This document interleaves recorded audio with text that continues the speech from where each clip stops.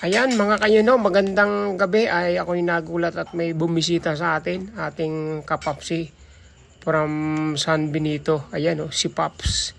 Ayan, talagang masilang gumpita. Kung makikita nyo, talagang texture, puro texture lang ang dinali natin dito.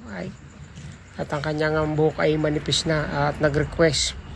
Ayan, kaya talagang himay na himay ay maraming salamat Paps sa iyong pagbisita. Kung makikita, puging-pugi na celebrities ng kanyang datingan dito. Talagang may kahawig siyang artista dito, si Paps Ayun kailangan himay na himay talaga para puging-pugi. Ganito kagaling ang BGC Barbers pag gumupit. Ayan pulidong pulido talaga.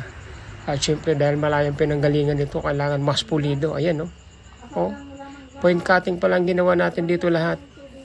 Hanggang sa makuha natin yung position at gusto ni Paps. Ayan Suavelicious. Yun puro point cutting yan.